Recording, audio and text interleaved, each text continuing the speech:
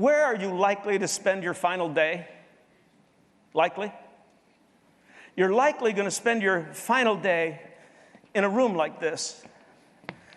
And you're likely going to be flat on your back in a bed like this with all these electronic things around you. And because I'm a pastor, I've been in hundreds of these rooms.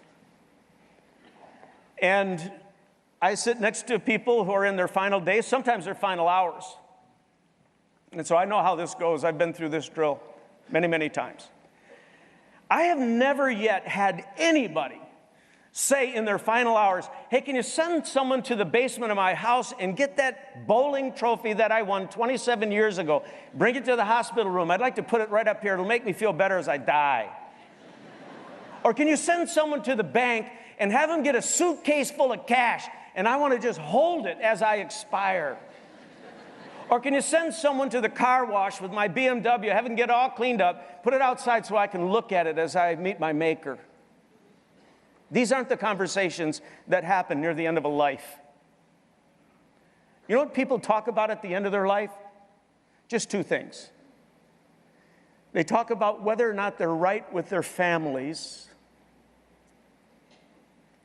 and they talk about whether they're ready to meet their maker. 100%. Talked to a business guy some time ago, and he had gotten knocked down by a disease very seriously. And he was in the hospital for over 100 days. He almost died several times, but miraculously, he got an extension of his life. And we're at a restaurant one night, and he's very emotional. He's telling me about it. And he said, you know what the most disillusioning thing was? And I said, what was that? And he said, in my company, multinational company, he said, I've made thousands of people rich, extremely rich. I go, cool. He goes, not one of them came to see me when I was on my back for 100 days.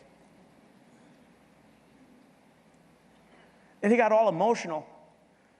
I was like, all right, what's this about? And he goes, well, I kind of neglected my family while I was making all these other people rich. And so, not all my family made it either while I was on my back for 100 days. Then I started bawling.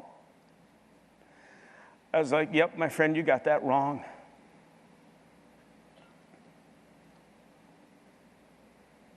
Gang, you got one life, one pass-through. Death rate's still about 100%. I just checked it an hour ago. You're going to wind up right here. I'm going to wind up right here. You want your family around you. Are you building into your family? Are you reconciling broken relationships? Or are you distracted by something and you're out just chasing the wind, neglecting those who ultimately mean most to you, who you want to be with at the end of the day? Now contrast that one business owner story with a Willow business owner who was just a pillar person at this church for 20-some years. He got a terrible disease. It was incurable, and he was so secure in his relationship with God.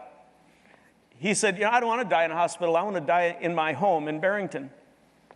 And I went to see him often, and when we knew the end was near, he called me and he said, you know what I'd really like? He said, if you could arrange it, this would just be awesome. He goes, I'll have my family over. Can you bring some of the, my friends from the church? Would you bring some of the friends, my buddies over, and let's sing one last time. So we go over, we bring a bunch of singers and a bunch of volunteers that he had worked with. We stand around his bed in Barrington. For an hour and a half, we sing the songs we sing in church. He was just laying there, and he was just like, thank you, thank you, thank you. Then we all said a prayer for him. I was the last one to leave the room. He grabs my hand before I leave. He goes, Bill, you introduced me to Christ. You baptized me. I found what I was looking for at church. And you reminded me my whole life that family matters. And he goes, they're around me tonight, and I know where I'm going when I die. Within 2 days, he was gone. But it's quite a contrast, isn't it? The way people die.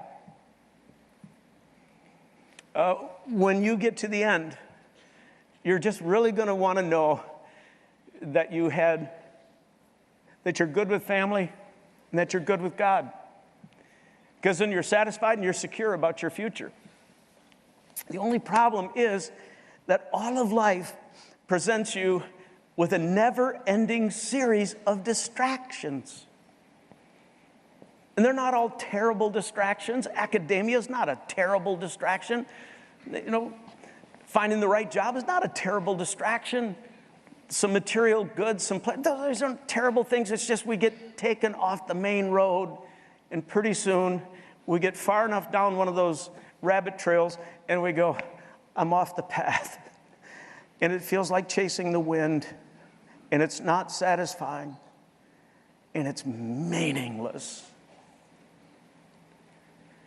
So what I want to do as we end this service is I want to invite all of you to consider one final moment that the main road that God describes you want to be on, the main road you want to be on, is one where you're rightly related to God through Jesus Christ, and He fills that void in your life with His love and with His forgiveness, with His purpose.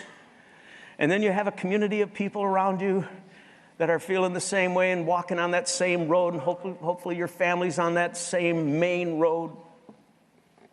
That's the way to live, gang, satisfied and secure. Are you up for that? Is that the life you want to live?